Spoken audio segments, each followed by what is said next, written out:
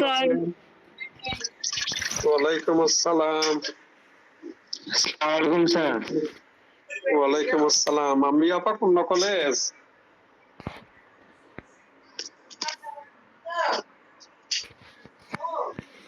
আমি আপা পূর্ণ কলেজের।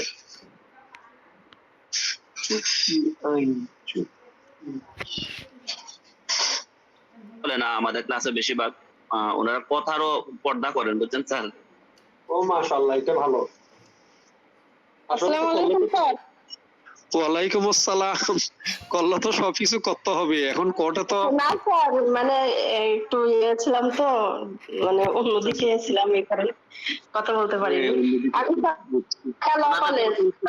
এই গ্রুপেও যদি কোনো ইম্পর্টেন্ট মেসেজ দেয় একটা রিঅ্যাক্ট করে না, কোনো কথাবার্তা বলে না, এই কারণে বলতেছি মানে ওরা কথার পর্দা করে আসেন, বুঝছেন? না, এটা কথার পর্দা না, আসলে আমরা ওই রকমই।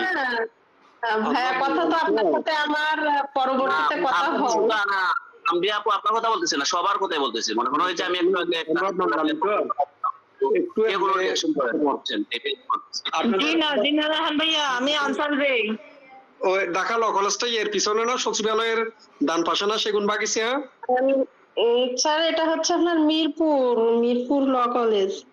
ও আচ্ছা আচ্ছা, মিরপুর ল কলেজ। আমি মনে করছি ঢাকা ল কলেজ। যা হোক,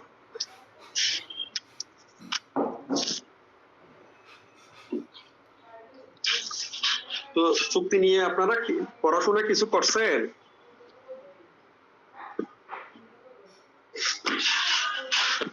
মোটামুটি চলতেছে স্যার। মোটামুটি চলতেছে না? আমরা চুক্তি নিয়ে প্রয়োজনীয়তা পড়াতে গিয়ে কি কি আইন লেখাই দিছিলাম, মনে আছে? এটা কি কি আইনের জন্য বলেন তো দেখি একজনে। স্যার বলছিলেন স্যার 1865 সালের পরিবহন আইন। হ্যাঁ স্যার পরে বলছেন স্যার এসআর অ্যাক্ট। তারপরে স্যার 1881 সালের হস্তান্তরযোগ্য দলিল আইন। হ্যাঁ স্যার 1932 সালের অংশীদারি আইন। 1800 কত সালের স্যার সম্পত্তি হস্তান্তর আইন। 1882। ভালো মতো মুখস্থ রাখবেন। 1882 সালের সম্পত্তি হস্তান্তর আইন। এই প্রশ্ন আমাকে করতে জানেন? শুনেন, এই প্রশ্ন কোথায় করতে জানেন আমাকে? সম্পত্তি হস্তান্তর আইন কত সালের আইন? জি স্যার। অ্যাডভোকেট শিবের বাইবাতে বিচারপতি জিজ্ঞাসা করছেন। যা হোক, এরপরে 1930 সালে পণ্য বিক্রয় আইন। এরপর আরেকজনে বলেন, আমরা যে এই যে চুক্তি নিয়ে সারসংক্ষেপে কয়েকটা পয়েন্ট লিখে দিয়েছিলাম, পক্ষসমূহের চুক্তি করার যোগ্যতা, এই ধরনের, এগুলো কি কি কেউ বলতে পারবেন? আমি পারবো স্যার। আপনি স্যার আরেকজনে বলেন, সবাই সবকিছু একজনে বললে হবে না, পড়াশোনা সবাইকে করতে হবে।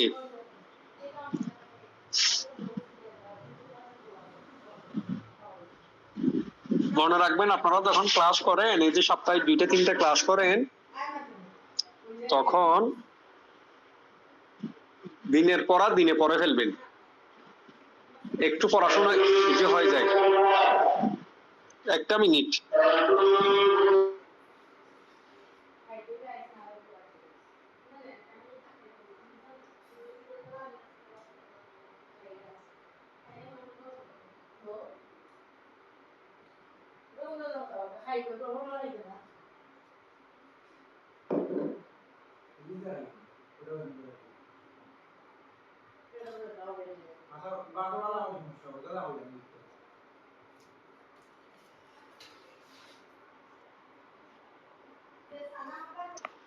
এই যে পয়েন্ট গুলো লিখে দিছিলাম, এইগুলো কি কেউ করছেন?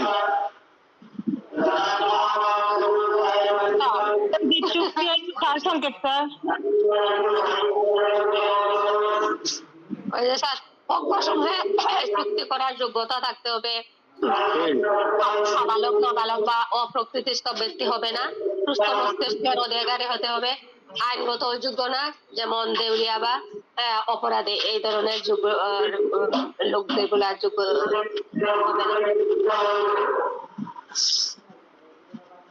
তারপরে এই পয়েন্ট গুলো লিখে দিয়েছিলাম, দেখেন তো। আপনার চুক্তির প্রতিদান বৈধ হতে হবে, ওই জায়গায় গিয়ে আপনার কতিপয় ব্যতিক্রম সাপেক্ষে প্রতিদানবিহীন চুক্তি, যোগ্যতাবিহীন ব্যক্তি কর্তৃক গঠিত চুক্তি, এগুলো লিখে দিয়েছিলাম। দিচ্ছেন স্যার। দিছি না? এই যে বাজিমূলক চুক্তি, অনিশ্চয়তা চুক্তি, অসম্ভব কাজ করার চুক্তি, এগুলো লিখছেন ভুল তথ্যের উপর ভুল তথ্যের উপর নেক্সট ক্লাস থেকে আমি একটু পেন্সিল দিয়ে দাগ দিয়ে রাখবো কতটুকু ইয়ে হলো। এরপরে ভীতি প্রদর্শনের মাধ্যমে অনুচিত প্রভাব বিস্তার, প্রতারণা, মিথ্যা বর্ণনা, এগুলো তো মনে হয় লিখে দিছিলাম না? জি স্যার, প্রথম থেকে বাতিলযোগ্য। এরপরে চুক্তি আইন অনুসারে নিম্নলিখিত পন্থায় চুক্তির পরিসমাপ্তি ঘটে, এগুলো লেখাইছিলাম না স্যার। না স্যার, না স্যার। বা এর আগে বলেন তো নিম্ন পরিসমাপ্তি লেখার নাই স্যার। হ্যাঁ, কোন চুক্তিগুলো পরবর্তী ত্রুটির জন্য বাতিলযোগ্য? চুক্তি অনুযায়ী যখন এক পক্ষ মালামাল সরবরাহ করার বা মূল্য প্রদানের প্রস্তাব দেয় কিন্তু অপর পক্ষ তা গ্রহণ করতে অস্বীকার করে, এইটা লিখে দিছিলাম। একটা বাতিল হবে, ওই একটা পয়েন্ট থেকে হয়েছে। আচ্ছা ঠিক আছে, এরপর ওগুলো লিখেন। তাইলে এই চুক্তিগুলো আপনার পরবর্তী ত্রুটির জন্য বাতিলযোগ্য, তার মানে শুরুতে বাতিলযোগ্য ছিল না, এগুলো ছিল বৈধ চুক্তি, কিন্তু কি হলো এগুলো পরবর্তীতে ত্রুটির জন্য বাতিল হয়ে যাচ্ছে। তাহলে চুক্তি করাকালীন সময় কোনো ধরনের ত্রুটি ছিল না, এটা একটা বৈধ চুক্তি, কিন্তু পরবর্তীতে দেখা যাচ্ছে এই চুক্তির কোনো অংশ কোনো পক্ষ কাজ করতেছে না, তখন সেটা কি হয়ে যাচ্ছে? বাতিল হয়ে যাচ্ছে। তো এই ধরনের চুক্তি কোনগুলো? এই যে এই ধরনের চুক্তিগুলো এই জায়গায় বলছে, আসলে যে জিনিসগুলো আপনাদেরকে এই যে গত ক্লাসে আজকে পড়াচ্ছি, এগুলো হলো চুক্তি আইনের সারাংশ। এরপরে বিস্তারিত যখন আপনারা পড়বেন, ওইটা হয়ে যাবে চুক্তি আইনের ব্যাখ্যা প্রসারণ। ঠিক আছে? এই প্রথম অধ্যায়ে সিদ্দিক স্যারের বইটাতে খুব সুন্দর করে লেখা আছে চুক্তি আইন নিয়ে। আপনাদের যাদের কাছে সিদ্দিক স্যারের বই নেই বা মেইন বই কিনেন নাই, তারা সিদ্দিক স্যারের বই নিয়ে পড়তে পারেন। চুক্তি আইনের জন্য স্যারের বইটা ভালো। ঠিক আছে? আর 2 নাম্বার, যারা বইয়ের লিস্ট চাইছিলেন, 2-1 যোগাযোগ করছেন, দিছি, কিন্তু এইগুলো নিয়ে আবার এত বেশি পেইন নেওয়ার দরকার নাই। আপনার সব মেইন বই নিয়ে ঘাটাঘাটি করে পড়তে হবে ওই রকম কোনো কথাবার্তা নেই। যে জিনিসগুলো বিশেষ করে আইন বিজ্ঞান, চুক্তি আইন, এরপরে সুনির্দিষ্ট প্রতিকার আইন, মুসলিম আইন, হিন্দু আইন, এগুলোর উপর জোর দিবেন বেশি, সাংবিধানিক আইন, যেহেতু এগুলো আপনাদের পরবর্তীতে প্র্যাকটিসে লাগবে। আর যারা রাজস্ব আইন, তারপরে কি বলে ওই বেট আইন, এরপরে শ্রম আইন, ওই লাইনে প্র্যাকটিস না করলে ওইগুলো এত বেশি পেইন নেওয়ার দরকার নেই। এমনি গতানুগতিক পড়া পরে পরীক্ষায় পাশ করার মতো হলো। ওই লাইনে যদি আপনি প্র্যাকটিস না করেন তাহলে এত জোর দেওয়ার দরকার নেই।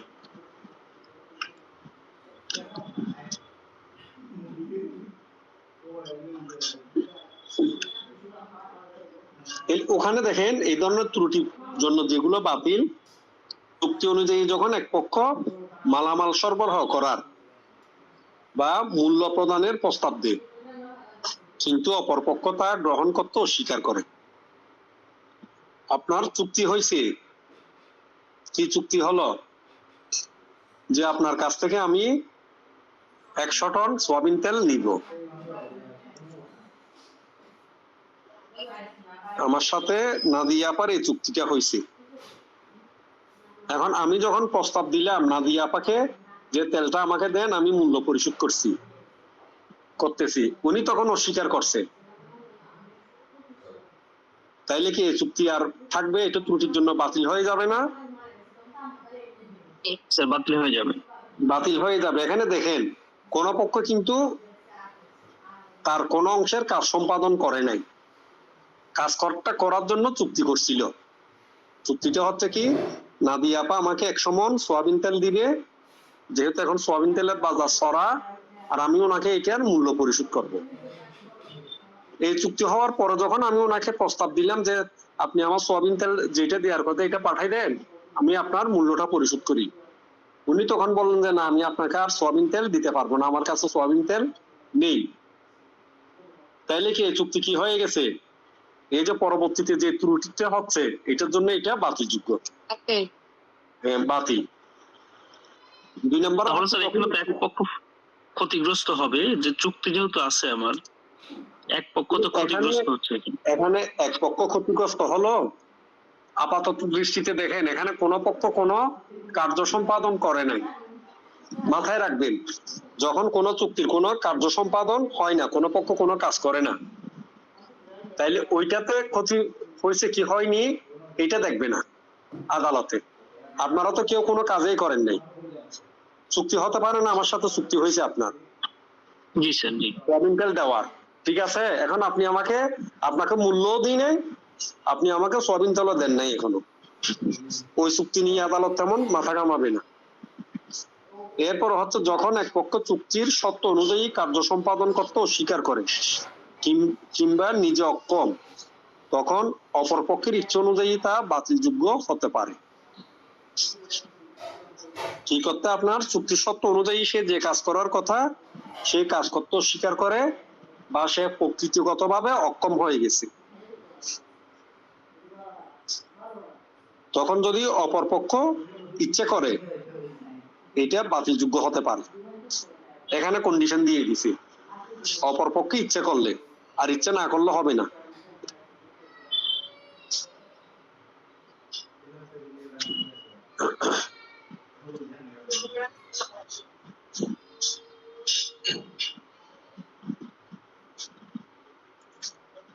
এরপরে হচ্ছে আপনার যখন এক চুক্তিভুক্ত এক পক্ষ অপর পক্ষকে তার কার্য সম্পাদনে বাধা প্রদান করে, যখন চুক্তিভুক্ত এক পক্ষ অপর পক্ষকে তার কার্য সম্পাদনে বাধা প্রদান করে, তখন বাধাপ্রাপ্ত পক্ষের ইচ্ছে অনুযায়ী সে চুক্তি বাতিলযোগ্য হয়।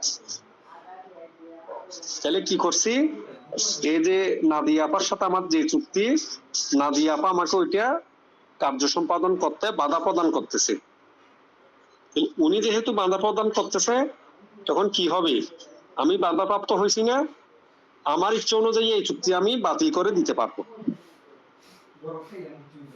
ব্যাপারটা বুঝছেন কিনা? এটা আবার বলেন, যখন চুক্তিভুক্ত অন্য পক্ষ এক পক্ষ অন্য পক্ষকে বাধা প্রদান করে। হ্যাঁ হ্যাঁ, এক পক্ষ আর এক পক্ষকে বাধা প্রদান করে। আপনার সাথে আমার চুক্তি হয়েছে কিসের? আমার চুক্তি হয়েছে হ্যাঁ সোয়াবিন তেলের। এখন আপনি এই চুক্তিতে বাধা দিচ্ছেন, সোজা কথা, আপনি এই চুক্তিতে বাধা দিচ্ছেন। বাধা দেওয়া মানে কি, আপনি চুক্তি সত্য মানতেছেন না, সোয়াবিন তেল দিচ্ছেন না। তাহলে আমি কি করতে পারবো, আমি বাতিল করে দিতে পারবো এই চুক্তি।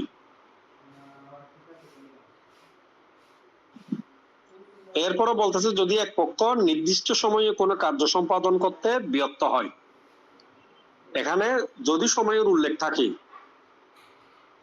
আপনার সাথে সময়ের উল্লেখ হয়েছে, এখন ওই সময়ের মধ্যে আমাকে কি করতে হবে, চুক্তিটা সম্পন্ন করতে হবে। এখন ওই সময়ের মধ্যে আমি পারতেছি না, ওই নির্দিষ্ট সময়ের মধ্যে আমি পারতেছি না,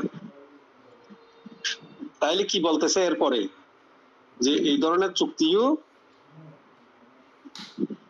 অপর পক্ষের ইচ্ছা অনুযায়ী বাতিল করা যেতে পারে। মানে ওই নির্দিষ্ট সময়ের মধ্যে যদি চুক্তিটা সম্পন্ন না হয় তাহলে সেটা বাতিল। হ্যাঁ, অপর পক্ষের ইচ্ছা অনুযায়ী বাতিল করা যাবে। এই যে মনে করেন আপনিও আমাকে সোয়াবিন তেল দিতে রাজি, কিন্তু সত্য ছিল কি 1 মাসের মধ্যে আপনি আমাকে সোয়াবিন তেলটা ডেলিভারি দিবেন। আপনি বলতেছেন কি ভাই আমি সোয়াবিন তেল ডেলিভারি দিতে পারবো আপনাকে 1 মাস পরে, চুক্তিতে যে সময় আছে সেই সময়ের মধ্যে আপনি পারতেছেন না, তখন কি হবে, তখনও তা বাতিলযোগ্য। এরপর এগুলো বোঝার কিছু নেই, এগুলো সোজা মদ্যপানের জন্য সাময়িকভাবে অপদস্থ ব্যক্তি কর্তৃক গঠিত চুক্তি। যদি আমি মদ খেয়ে কোনো চুক্তি করি আপনার সাথে, তাহলে সেটা বাতিলযোগ্য, ঠিক আছে? এটা কি হয়ে যাবে, বাতিলযোগ্য। এরপর 6 নম্বর পয়েন্টে বলতেছে পণ্য বিক্রয় ইজারা অংশীদারি ব্যবসায়ের ক্ষেত্রে নাবালক কর্তৃক চুক্তি সীমিত দায় সাপেক্ষে বৈধ, কিন্তু তার সাবালকত্ব অর্জনের পর যুক্তিযুক্ত সময় পর্যন্ত তার ইচ্ছা অনুযায়ী চুক্তিটি বাতিলযোগ্য হিসাবে গণ্য হবে।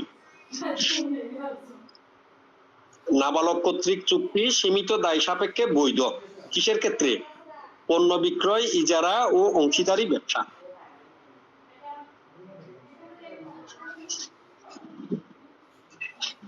তাইলে আমরা জানি কি, আর ওইটা কি বললেন, পণ্য বিক্রয় ইজারা ও অংশীদারি ব্যবসা, ব্যবসা নাবালকের। হ্যাঁ, তাইলে বলি আবার আর একটু ভালো মতো বুঝেন। পণ্য বিক্রয়, এই যে সোয়াবিন তেল আর ইয়ের কথা বললাম, এটা হচ্ছে পণ্য বিক্রয়। এরপরে বলতেছি ইজারা। ইজারা বলতে সংক্ষেপে বলা হচ্ছে ভাড়া দেওয়া। এই যে দোকান ভাড়া দেয় না, বা আপনাদের দেশে হাওর বাওর যেগুলো আছে এগুলোর মালিক যারা, তারা ইজারা দিচ্ছে না, দিতেছে, লিজ নিতেছে। ভাড়া দেওয়ার মতো অনেকটা। এরপর হচ্ছে অংশীদারি ব্যবসা, পার্টনারশিপে ব্যবসা বাণিজ্য করা। তাহলে এগুলোর ক্ষেত্রে সীমিত দায় সাপেক্ষে বৈধ। নাবালকে এই চুক্তি সীমিত দায় নিয়ে করতে পারে, কিন্তু তার সাবালকত্ব অর্জনের পর যুক্তিযুক্ত সময় পর্যন্ত তার ইচ্ছা অনুযায়ী চুক্তিটি বাতিলযোগ্য হিসাবে গণ্য হবে। সে সাবালক হয়ে গেলে এই চুক্তিগুলো নির্দিষ্ট সময় পর বাতিল হয়ে যেতে পারে।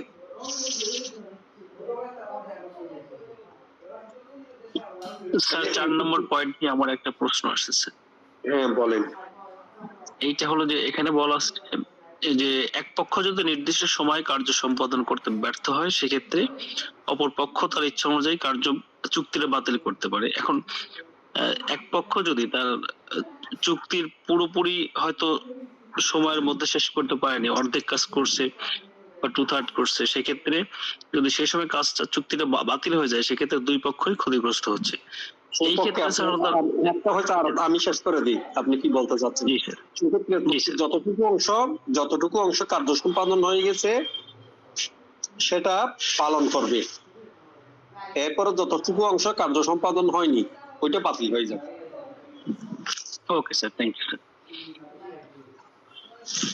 এসআর অ্যাক্টের 40 নম্বর ধারা পড়ছিলেন যে, মনে আছে? আপনি পড়ছিলেন এসআর অ্যাক্ট 40 ধারা? জি স্যার, পড়ছি স্যার। ওখানে কি বলছে?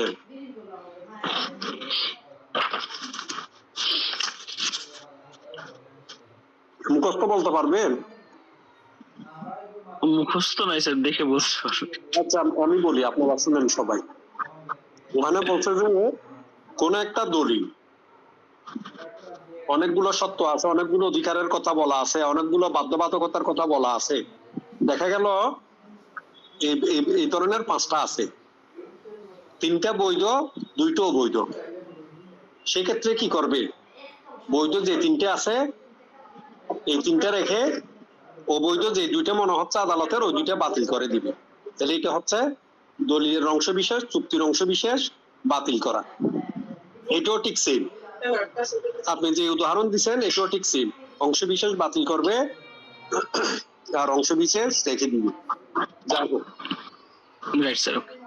আর কারো কোনো প্রশ্ন আছে? স্যার আমি একটু বলতে চাই স্যার। বলেন। স্যার এইখানে প্রায় প্রতিটা ক্ষেত্রে দেখছি স্যার এক পক্ষের কারণে অন্য পক্ষ চুক্তি বাতিল করতে পারে। এটা কি স্যার যে চুক্তি লঙ্ঘন হইল কিনা স্যার? এখানে চুক্তিটা পর্যায় থাকে, চুক্তিটার পর্যায় থাকে। পর্যায়টা হচ্ছে কি? এটা হচ্ছে চুক্তির পর্যায়। চুক্তিটা হয়েছে কোনো কার্য সম্পাদন হয়নি, স্যার পরবর্তীতে কার্য সম্পাদন হবে। এখানে এই পুরোটা আলোচনায় বলতে বোঝাচ্ছে ওই ধরনের চুক্তি। কারণ আপনি মনে করতেছেন চুক্তি হয়েছে, কাজও কিছু হয়েছে বা কাজও সম্পূর্ণ হয়েছে। আপনার প্রশ্ন হচ্ছে ওই ধরনের ক্ষেত্রে চুক্তি যদি কাজ যদি সম্পূর্ণ হয়ে যায় তাহলে তো চুক্তি সুনির্দিষ্ট কার্য সম্পাদনেই পেয়ে গেলেন। এরপরে কাজ যদি অর্ধেক হয়ে যায় বা 10 ভাগের 1 ভাগ হয়েছে, সেক্ষেত্রে তো বলে দিলাম যতটুকু হয়েছে ততটুকু রেখে বাকিটা কি করবে? বাতিল করে দিবে।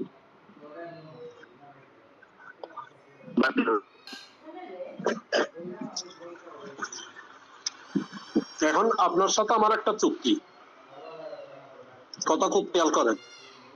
আপনার বাড়ি সিলেট, আমি চুক্তি করলাম কি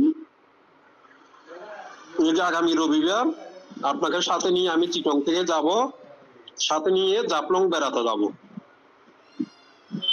এবং ওখানে জাফলং এ বিখ্যাত জিনিস যেগুলো আছে পর্যটন এরিয়ে, ওইগুলো আমাকে কিনে দিবেন আপনি। না এখন আমি যাইনি আপনার সাথে, হলো আমি টোটালেই যাইনি।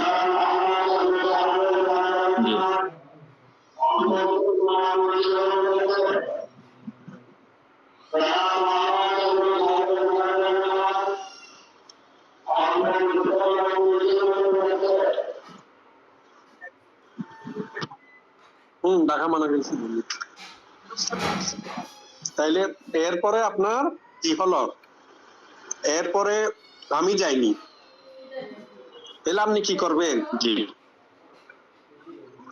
তো আমি যখন যাইনি আপনার আপনার কি করার আছে? আমি তো এক পক্ষ, আপনি হচ্ছেন অপর পক্ষ, তাহলে তখন অপর পক্ষে কি জি। করবে বা আপনি কি করবেন? আমি যাইনি, আপনি নিজে নিজে এই চুক্তির কার্য সম্পাদন করতে পারবেন? পারবেন না। আপনি কি করছেন? চুক্তিটা না, পারবো না। বাতিল করে দিচ্ছেন। তাতে আপনি চুক্তিটা বাতিল করে দিচ্ছেন। কিন্তু আমি কি এখানে ক্ষতিগ্রস্ত হইলাম না স্যার?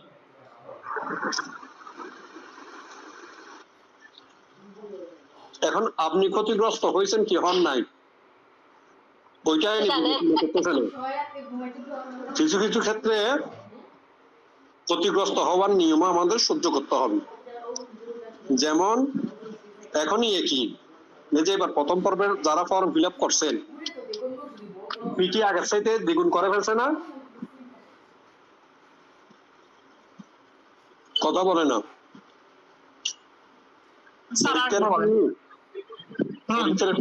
দ্বিগুণ করে ফেলছে না? এই যেটা হচ্ছে, এই ক্ষতি যেটি হচ্ছে, এটা আমরা সহ্য করতেছি না। যারা পড়তে আসছি, জি স্যার। যদি অ্যাডভোকেট হতে পারি লাভবান হব, যদি অ্যাডভোকেট হতে না পারি এক্ষেত্রে আমরাও কিছু ক্ষতিগ্রস্ত হব, এবং এইগুলো আমাদের জীবনের একটা অবিচ্ছেদ্য অংশ, এগুলো মেনে নিতে হবে। কিছু জিনিস আছে আদালতের করার তেমন কোনো কিছু থাকে না।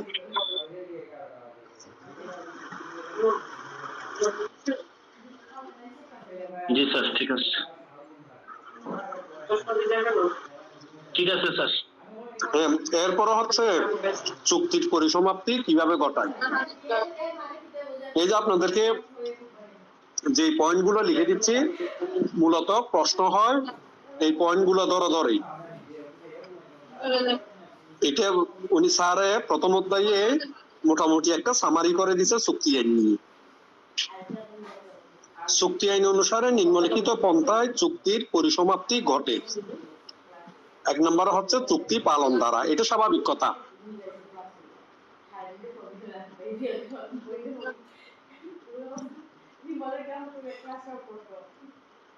এই পয়েন্ট গুলো আপনারা লিখে ফেলেন। বলেন স্যার। চুক্তি আইন অনুসারে নিম্নলিখিত পন্থায় চুক্তির পরিসমাপ্তি ঘটে। তাইলে টপিকটা হচ্ছে চুক্তির পরিসমাপ্তি না? জি। এটা হচ্ছে টপিকটা হচ্ছে চুক্তির পরিসমাপ্তি কিভাবে ঘটে সেটা নিয়ে আলোচনা। ওখানে বলতেছে কি, চুক্তি পালন দ্বারা। চুক্তিটা যদি পালন হয়ে যায় তাইলে চুক্তি শেষ হয়ে গেছে না? জি। 2 নম্বরে হচ্ছে চুক্তি পালনের প্রস্তাব বা টেন্ডার দ্বারা। ইংরেজিতে বলতেছে এটাকে প্রস্তাব বা টেন্ডার, ইংলিশে বলতেছে টেন্ডার। চুক্তি পালনের প্রস্তাব বা টেন্ডার দ্বারা। স্যার 2 নম্বরটি কি লিখব? চুক্তি পালনে প্রস্তাব বা টেন্ডার দ্বারা।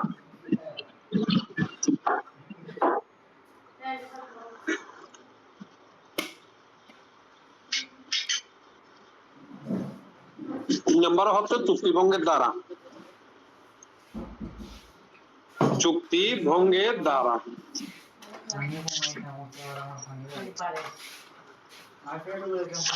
4 নম্বর হচ্ছে চুক্তি পালনে অসম্ভবতার দরুন।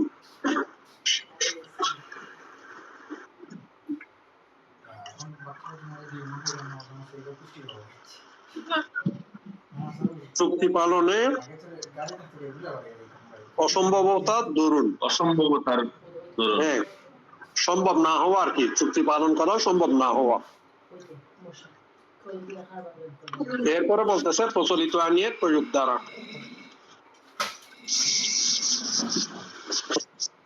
প্রচলিত আইনের প্রয়োগ দ্বারা মানে আমাদের আইন যেটা আছে এগুলো প্রয়োগ করে।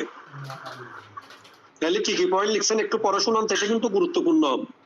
এই যে চুক্তি আইন অনুসারে কোন কোন পন্থায় চুক্তি পরিসমাপ্তি ঘটে। চুক্তি পালন দ্বারা। পালন দ্বারা চুক্তি পালন করা, চুক্তি পালনের প্রস্তাব বা টেন্ডার, চুক্তি ভঙ্গে দ্বারা, চুক্তি পালনে অসম্ভবতার ধরন, প্রচলিত আইনের প্রয়োগ দ্বারা। প্রচলিত আইনের প্রয়োগ দ্বারা। ইমপ্লিমেন্ট করে, আইনকে ইমপ্লিমেন্ট করে।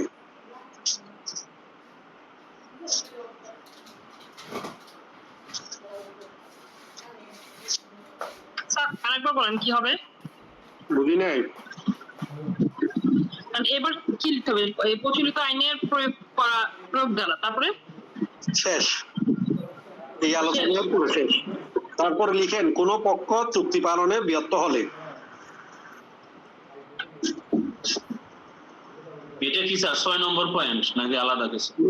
নতুন নতুন।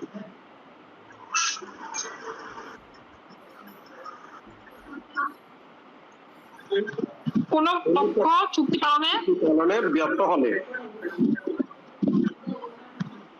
বা চুক্তির অপরিহার্য শর্ত ভঙ্গ করলে।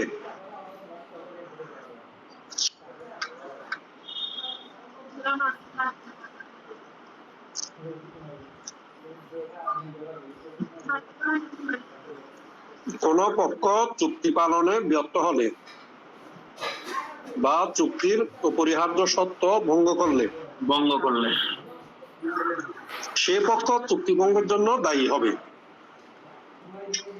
সে পক্ষই চুক্তি ভঙ্গের জন্য দায়ী।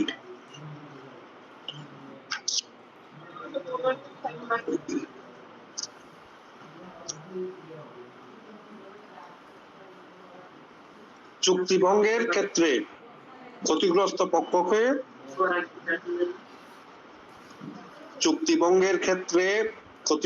পক্ষকে নিম্নোক্ত যে কোনো একটি বা প্রয়োজন বোধে একাধিক প্রতিকার পেতে পারে।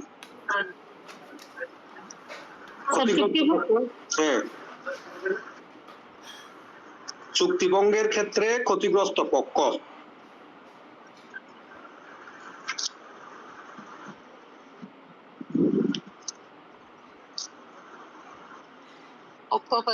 নিম্নোক্ত যে কোনো একটি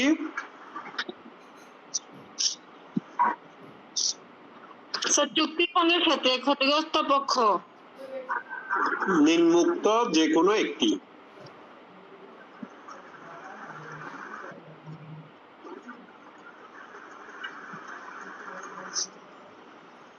বা প্রয়োজন বোধে একাধিক প্রতিকার পেতে পারে। নিচে যে প্রতিকার গুলোর কথা বলছে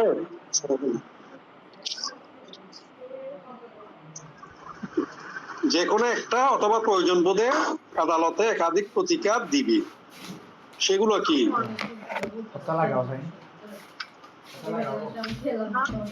এক নম্বরে হচ্ছে চুক্তিরোধ। এক নম্বরে কি? চুক্তিরোধ। 2 নম্বরে দেন খেসারত বা ক্ষতিপূরণ।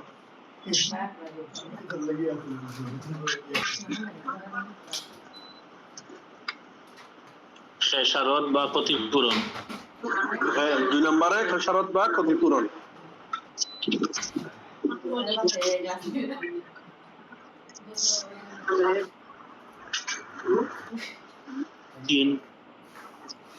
তিন নম্বরে দিবেন সুনির্দিষ্ট কার্য সম্পাদন।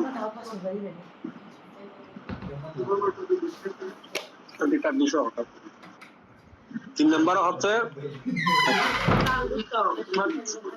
সুনির্দিষ্ট কার্য সম্পাদন। সুনির্দিষ্ট কার্য সম্পাদন। 4 নম্বরে নিষেধাজ্ঞা।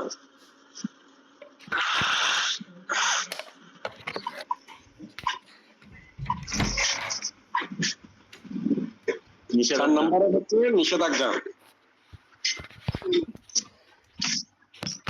5 নম্বরে হচ্ছে কার্য আনুপাতিক মূল্য।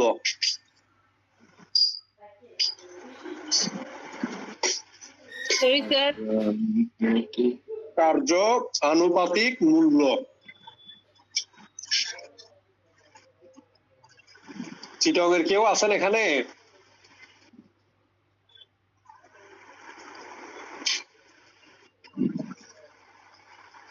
নেই। চিটং এ একটা কথা আছে যে যতটুকু নামে সে ততটুকু ভিজবে। তার মানে পুকুরে যে যতটুকু নামবে তার অতটুকু ভিজা হবে, বাকিটা শুকনা থাকবে।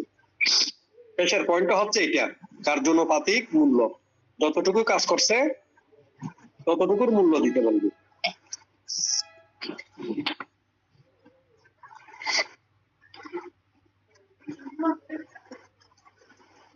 চুক্তিরত আমরা কোনোখানে পড়ছিলাম? স্যার এছাড়া একটা আছে চুক্তিরত। পেশার একটা ছিল কত ধরায়? এই স্যার একটা ধারাটা হলো 39 সম্ভবত, লিখে রাখেন এসআর এক ধারা 35 ও 35। ওকে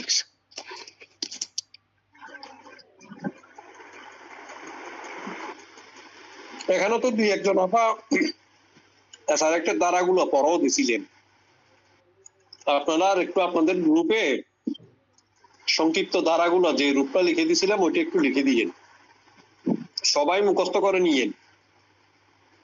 ইনশাল্লাহ আগামী সপ্তাহে যখন ক্লাস নিব সংক্ষিপ্ত ভাবে আপনাদের এসআর এক চুক্তি আইন যেগুলো পড়াইছি সেগুলো থেকে একটু পড়া জিজ্ঞাসা করা হবে। মনে রাখবেন আইনের পড়াটা এখানে পড়ছেন, কোরআন হাফেজ জাতীয় কেউ আছেন?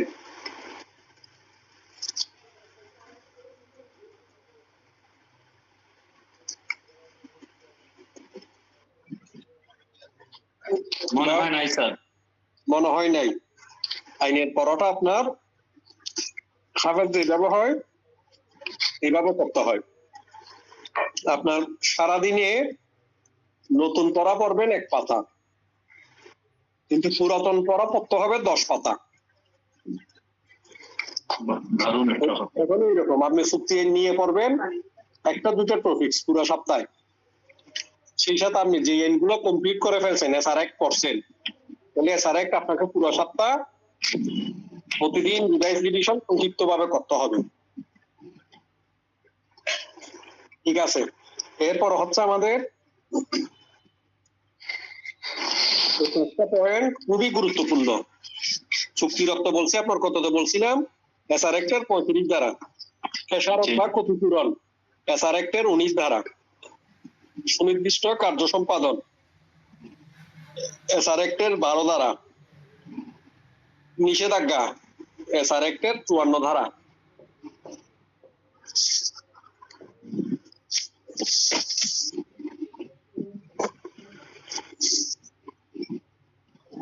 এরপর কথা হচ্ছে চুক্তি গঠন, চুক্তির বিলুপ ও চুক্তিভঙ্গের প্রতিকার। চুক্তির গঠন, চুক্তির বিলুপ ও চুক্তিভঙ্গের প্রতিকার।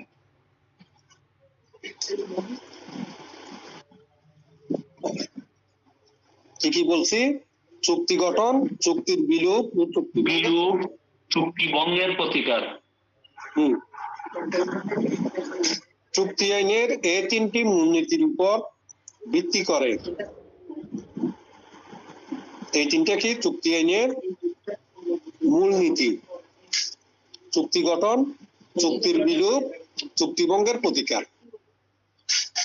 চুক্তি আইনের এই 3টি মূলনীতির উপর ভিত্তি করে কয়েকটি বিশেষ ধরনের চুক্তি।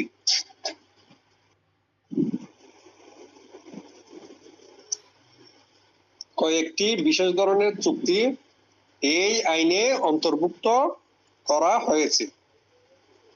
কয়েকটা বিশেষ ধরনের চুক্তি কি করছে? এই চুক্তি আইনে অন্তর্ভুক্ত করছে। কিভাবে করছে?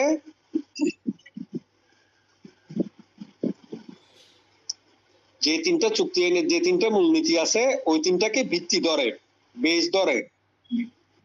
জি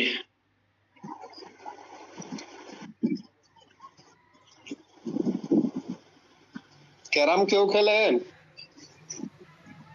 জি স্যার। মাশাআল্লাহ, ভেরি গুড। ওই ক্যারাম খেলেন যে আপনার প্রথমে কোন গুটি কাটতে হয়, কোনটা টার্গেট করতে হয়, ফেলতে হয়? লাল গুটি, জি, লালটা স্যার। এখন আপনি লাল থেকে ফাল দিলে হবে? জি স্যার, যে কোনো একটা গুটি কাটতে হবে। মানে যেটা আমার বেসে আছে, যেটা আমি ইজিলি ঢুকাতে বেসে আছে, ভেরি গুড। এটাই চাচ্ছিলাম, বেসে যেটা আছে আপনার বেঁচে যেটা আছে এটা আপনি প্রথমে কাটবেন, কারণ শিশুর গুটি যেটা সেটা আপনার পার্টনারও কাটতে পারে, কিন্তু বেজ যেটা সেটা আপনার পার্টনারে কাটতে পারবে না, ওইটা আপনাকে কাটতে হবে। জি ঠিক আছে, প্রথমে বেজ গুটি। তাহলে আইনের ক্ষেত্রে প্রথমে আমাদেরকে বেজ যেটা, ভিত্তি যেটা, এগুলো আগে শিখতে হবে। চুক্তি আইনের ভিত্তি কি তাইলে? চুক্তি আইনের ভিত্তিটা হচ্ছে চুক্তি গঠন, চুক্তির বিলুপ, চুক্তিভঙ্গের প্রতিকার। এই তিনটাই হচ্ছে বেস, ভিত্তি। এরপরে কি করে, এই ভিত্তিগুলো অনুযায়ী আরো কিছু জিনিসকে, চুক্তিকে, বিশেষ ধরনের কিছু চুক্তিকে এই চুক্তি আইনের অন্তর্ভুক্ত করছে। সেগুলো কি? সেগুলো হচ্ছে ঘটনা নির্ভর চুক্তি, একটার নিচে একটা লিখে নিবেন। অন্তর্ভুক্ত করা হয়েছে, এরপরে লিখেন যেমন, এরপরে 1 নাম্বার দিয়ে লিখেন যেমনের পরে নিচে 1 নাম্বার দিয়ে লিখেন ঘটনা নির্ভর চুক্তি।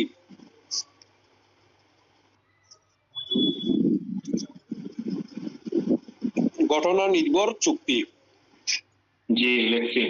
2 নম্বরে লিখেন ক্ষতিপূরণ ও জামিনের চুক্তি। ক্ষতিপূরণ ও জামিনের চুক্তি। জিম্মার চুক্তি ও প্রতিনিধিত্বের চুক্তি। জিম্মার চুক্তি ও প্রতিনিধিত্বের চুক্তি।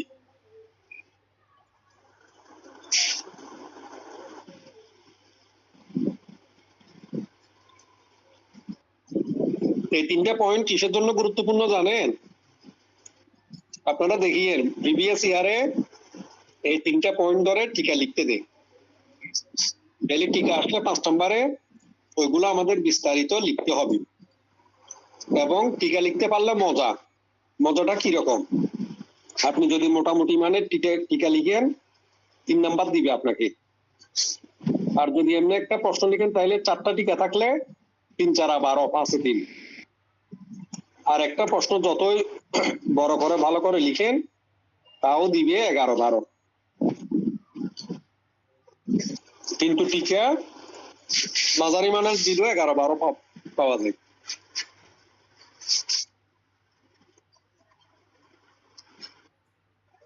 তাহলে এরপরে লিখেন ঘটনা নির্ভর চুক্তি। ঘটনা নির্ভর চুক্তি কোনটা? কোন নির্দিষ্ট ঘটনা ভবিষ্যতে ঘটবে, কোন নির্দিষ্ট ঘটনা ভবিষ্যতে ঘটবে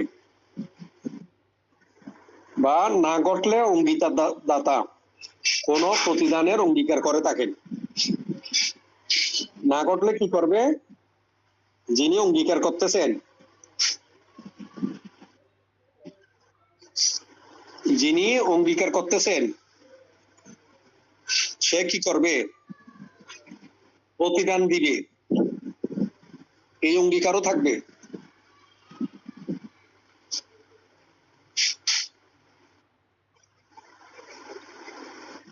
প্রতিদান দিবে, এই অঙ্গীকারও থাকবে। এটাকে কি বলবে? ঘটনা এই নির্ভর ধরনের চুক্তি। ঘটনা নির্ভর ঘটনা নির্ভর চুক্তি বলে। এই ধরনের চুক্তিকে কি বলে? ঘটনা নির্ভর চুক্তি। ঘটনা নির্ভর চুক্তি। হ্যাঁ, তাহলে প্রথম কথা হচ্ছে একটা নির্দিষ্ট ঘটনা ভবিষ্যতে ঘটবে, আর এটা যদি না ঘটে যে এর জন্য ক্ষতিপূরণ যায় দেওয়ার অঙ্গীকার করবে। এখন ঘটনা নির্ভর চুক্তির উদাহরণ কি কেউ বলতে পারবেন? লাইফ ইন্স্যুরেন্সের চুক্তি। হ্যাঁ, লাইফ ইন্স্যুরেন্স, জীবন বীমা। কেউ চাকরি করেন যে এরকম কেউ আছেন জীবন বীমায়?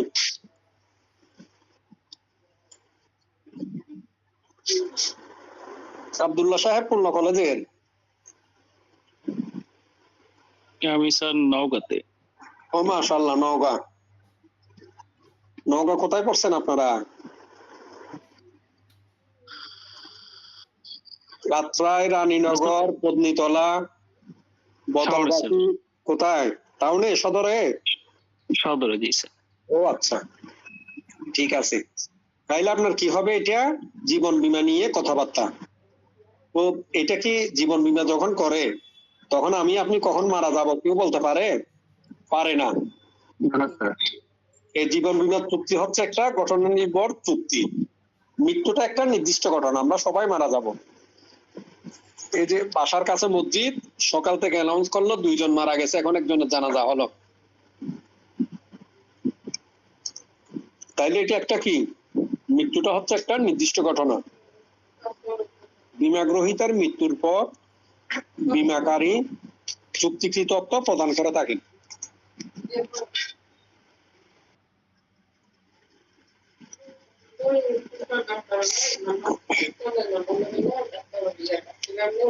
জীবন বীমার চুক্তি একটা ঘটনা নির্ভর চুক্তি। মৃত্যু একটা নির্দিষ্ট ঘটনা। বীমা গ্রহীতার মৃত্যুর পর বীমাকারী চুক্তিকৃত অর্থ প্রদান করে থাকেন। বুঝছেন এবার ঘটনা নির্ভর চুক্তি কোনটা? জি স্যার। আচ্ছা ঠিক আছে। এরপর ইনশাল্লাহ আমরা নেক্সট ক্লাসে বাকি যে 2টা পয়েন্ট আছে এই 2টা পয়েন্ট আলোচনা করে দিব, তারপরে সামনের দিকে যাব। আপনারা এগুলো একটু পড়ে ফেলবেন, সাথে স্যার একটা যে নোটগুলো আমি দিছিলাম আপনারা গ্রুপে একটু শেয়ার করে দিয়ে, যারা নতুন জয়েন হয়েছেন ওনারাও যাতে পড়াশোনা করতে পারেন। একেবারে নতুন কেউ আছেন আজকে যে ক্লাস করতেছেন?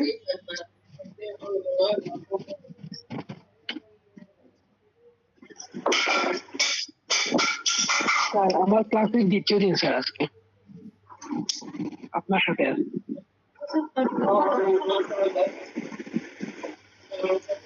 ঠিক আছে না, এটা জিজ্ঞেস করা হচ্ছে, আপনারা তো নিজেরাই বুঝতে পারতেছেন যে আইনকে যতটুকু পড়তেছেন আলহামদুলিল্লাহ ততটুকু বুঝতেছেন। জি স্যার। এর বাইরে গিয়ে আরেকটু যদি নির্দিষ্ট করে বলি, আপনাদের বন্ধু বান্ধব যাদের সাথে আপনারা ভর্তি হয়েছেন বা একটু কলেজের খোঁজ খবর রাখেন নেন, অনেকে দেখা যায় চাকরি বাকরির কারণে ব্যস্ত, ক্লাস করতে পারে না। তাদেরকেও এখানে যুক্ত হওয়ার কথাবার্তা বলিয়েন। আশা রাখি বেশি টাকা পয়সা তো এখানে খরচ করতে হয় না। জি স্যার। সবাই ব্যাপারটা শিখতে পারলো এবং এটা এরকম কোনো ব্যাপার না আসলে। আইনটা পরীক্ষা চলাকালীন সময়ে 2 দিন 3 দিন পরও প্রথম পর্ব পাস করা যায়। তার আর আপনার মধ্যে আকাশ পাতাল বেশ কম হবে। এটা কখন বুঝবেন জানেন?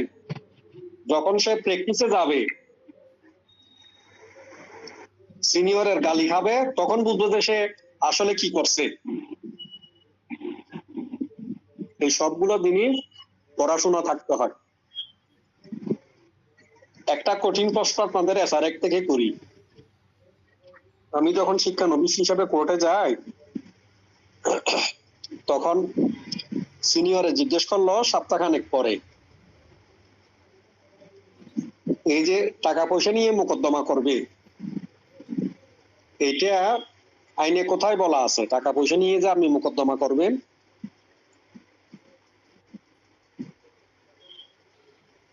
এটা কোন আইনের কোন ধারায় বলা আছে বলতে পারবেন? আপনাদের এসআরএকটাই আছে। এই যে অজিত কুমার আমার কাছ থেকে 500 টাকা পায়, আমি টাকাটা দিচ্ছি না, উনি মামলা করবেন আমার বিরুদ্ধে। এখন এসআরএকটার কোন ধারা অনুযায়ী উনি মামলা করতে হবে? 41 জি 41 ক্ষতিপূরণ আদায়ের।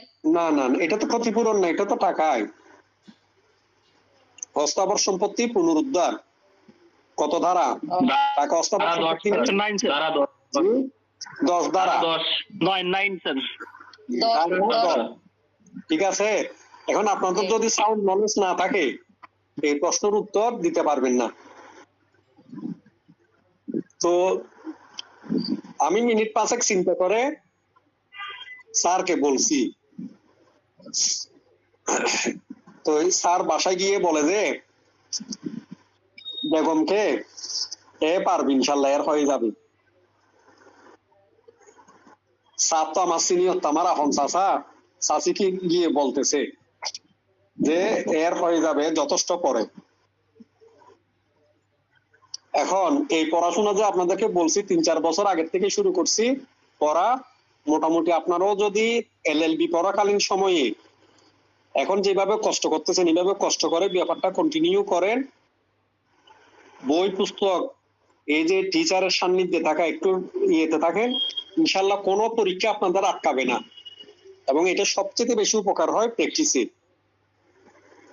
তখন তো আপনি বইগুলো যদি পড়া থাকে, আপনি তখন বই থেকে দেখে দেখে সাবমিশন দিতে পারতেছেন। আপনি বলতে পারতেছেন যে আইনটা কোথায় আছে। আপনি যদি নাই জানেন, কোর্ট যখন আপনাকে প্রশ্ন করবে, তখন ওখানে অনেককে দেখি ব্যবসা খেয়ে যায় এই বেইজ্জতের মতো। আপনার বিকল্পভাবে সমন দেওয়ার কথা বলছে, কোর্টে বিকল্পভাবে সমন দেওয়ার জন্য দরখাস্ত দিছে। এখন যখন জিজ্ঞেস করছে যে এটা দেওয়ানি কার্যবিধির কোথায় আছে, এরা আর উত্তর দিতে পারে না। স্যারে বই উল্টে বের করতেছে, এটা দেওয়ানি কার্যবিধির আদেশ 5-এর 20-এ আছে, বিধি 20-এ বিকল্পভাবে সমন দেওয়া। তো এই ধরনের প্রত্যেকটা ব্যাপার আপনাদেরকে একেবারে তটস্থ করে ফেলতে হবে যে বই তো অন্তত পক্ষে আইনটা কোথায় আছে। আপনার কোর্টে যাওয়ার সময় তার আগের দিন এগুলো নিয়ে 5-10 মিনিট, আধা ঘন্টা 1 ঘন্টা পড়াশোনা করে যেতে হয়। এবং এই পড়াশোনা করার অভ্যাস এখন থেকে যদি না করেন, কেউ অ্যাডভোকেট হয়ে সফল হতে পারে না। ওখানে পড়াশোনা আরো বেশি, ওখানে পড়তে হয় বিভিন্ন ধরনের ডিএলআর, তারপরে কি জানি বলে যে বিভিন্ন ধরনের রেফারেন্স গুলো ওখানে পড়তে হয়। ঠিক আছে, তাইলে সবাই দোয়া রাখিয়েন, আমার জন্য একটু দোয়া করিয়েন। ইনশাল্লাহ আগামী সপ্তাহে দেখা হবে, তবে সেদিন একটু পেশার একটা হালকা পাতলা পরে রাখিয়েন। আর চুক্তি আইনের যেগুলো পড়াইছি আপনাদেরকে তো লিখেই দিচ্ছি, যেগুলো লিখে দিচ্ছি এগুলো একটু হালকা পাতলা পড়ে নিয়ে। আর কারো কাছে বই নেই কোনো সমস্যা নেই, যাদের আপনার সাধারণ গাইডও আছে, যেটা আছে ওইটার থেকে যে যে পয়েন্ট গুলো আলোচনা করছি ওইগুলো একটু রিডিং করে নিয়েন হবে। ঠিক আছে, তাইলে আল্লাহ হাফেজ, আসসালামু আলাইকুম। থ্যাংক ইউ স্যার, ধন্যবাদ। আসসালামু আলাইকুম। আদব স্যার।